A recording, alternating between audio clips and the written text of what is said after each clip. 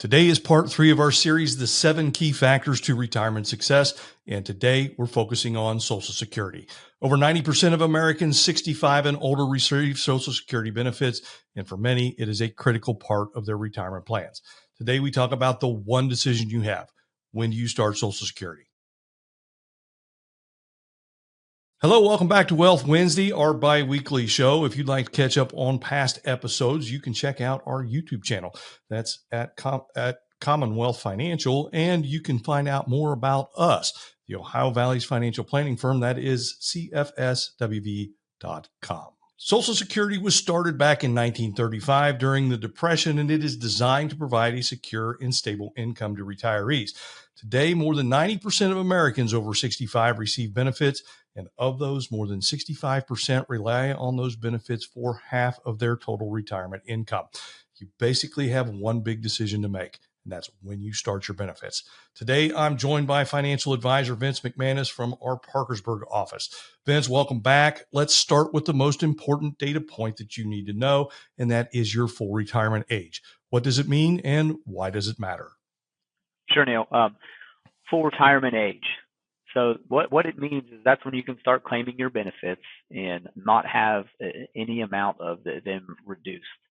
Okay, so for people who were born after 1960, the full retirement age is 67 years old.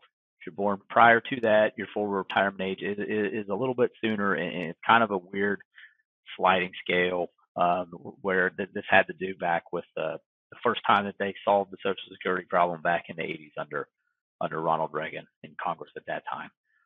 So full retirement age is important because it determines if your benefits will be reduced or increased. So if you retire before your full retirement age, your benefits are reduced. At 62, your benefits would be reduced by 30%. The way that you come up with that number, it again kind of weird. I think it's like for 36 months or so, it's 5/9 of a percentage, and then more than that, it's like 5/12. So it's kind of weird, but it's something that you can sit down and do the math relatively easy. And if you retire after that full retirement age, you qualify for what's called delayed retirement credits. So if you wait until age 70 to begin your benefits, you receive a boost of roughly 24%. And again, that's based off of birthday too. But essentially, we're kind of past where it's a sliding scale now, because it was somewhere around World War II that happened where you got the maximum benefit, which I think is like 8% per year increase. Yeah.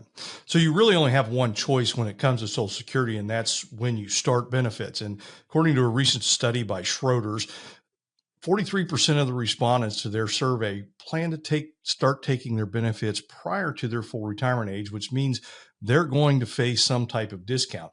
And there's a couple key things that you really need to consider before you start your Social Security. And the first one is really basic. It's, do you need the income? And that's the biggest factor.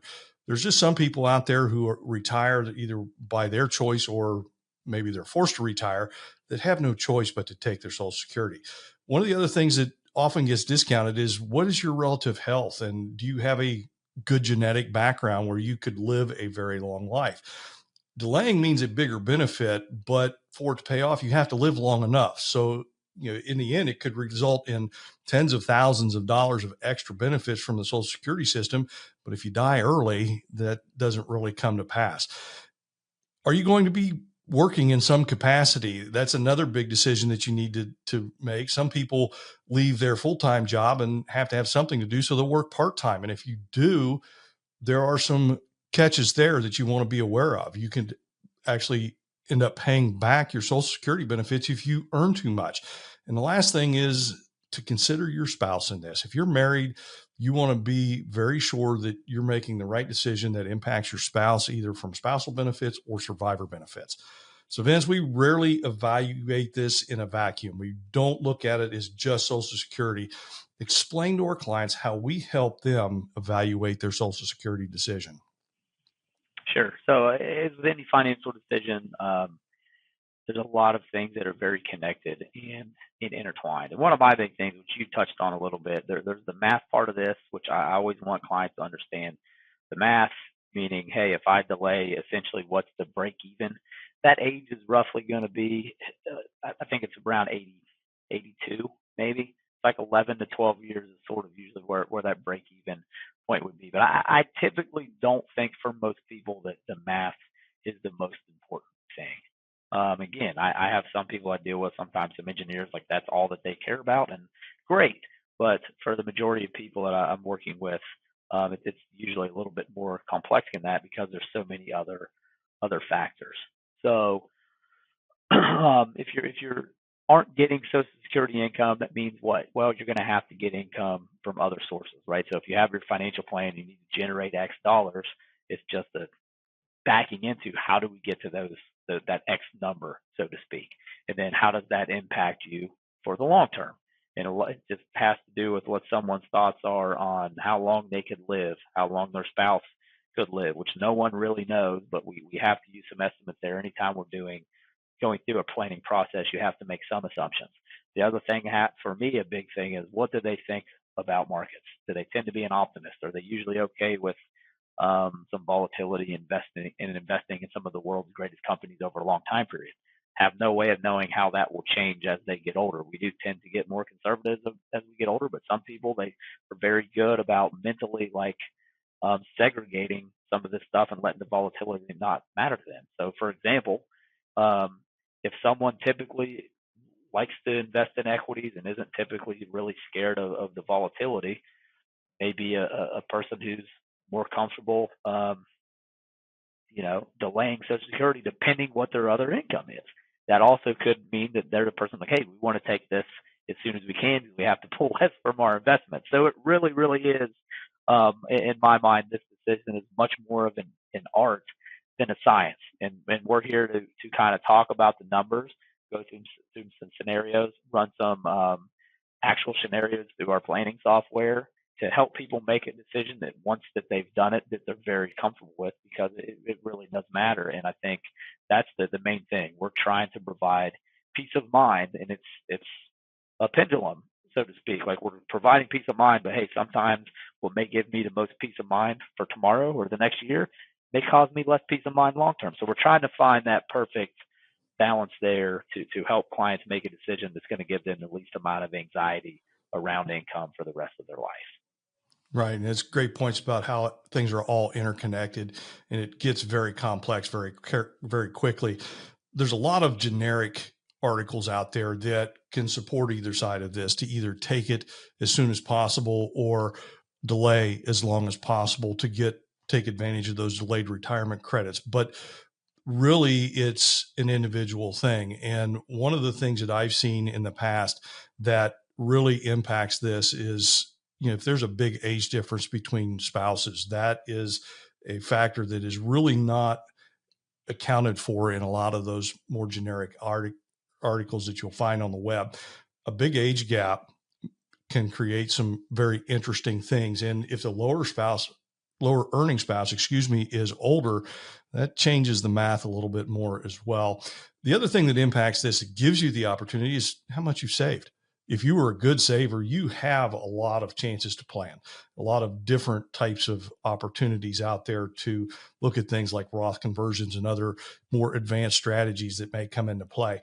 And then there's some unique things like the windfall elimination provision and government pension offset, which apply to people who in our area typically work for the state of Ohio or Ohio County or city governments. They don't participate in Social Security, so they're subject to those kind of oddball provisions of Social Security. In all those cases, it's really important to dig into the planning side of this and really see how that Social Security choice is going to impact you. Vince, we could talk for hours on this. What are some just basic final thoughts for people to consider as they're looking at this? Yeah, you get one chance at retirement and getting it right. So it makes sense to talk to some experts in the field. Obviously, we think we're awesome, and we prefer that people talk to us. But if not, I just can't imagine, to me, people making kind of the decision that I see people make where they don't really put a lot of thought into this, which is crazy because long term, I mean, again, the stats that you cited at the beginning of this, so many people rely on Social Security to make up a very high percentage of their retirement income, and pretty much everyone almost is part of the system, or that's going to make up some percentage of their income. So it's just a very important thing to get right. You have, again, essentially one chance to get it right. So come in, talk to somebody, go through a plan. That'll help you get the numbers right, and more. And again, in my mind, more importantly, it helps you get your your feelings right, so that you can have less anxiety around money when you're retired, and then that probably leads to better financial outcomes over a long time period by having that security and knowing that you took a little bit of time on the front end to get this right, so that you don't potentially have to deal with something, a much worse consequence later on down the road on the back end. Good stuff. Thank you, sir. And again, this is a very complex topic. If you don't know what your Social Security benefits are going to be, you can find out very easily. You can visit the Social Security's website. That's ssa.gov. You can sign up, get a benefit estimate for you. And in some cases, if you have a very complicated situation, you may actually have to visit your local Social Security office. And they're very good about getting you in. Some places you need an appointment, some places you don't. And once you get to that point and you want to see how it all intertwines, you can reach out to someone like Vince or myself or any of the planners here at Commonwealth. And that web address, cfswv.com. Thanks for watching, everyone. Have a great week.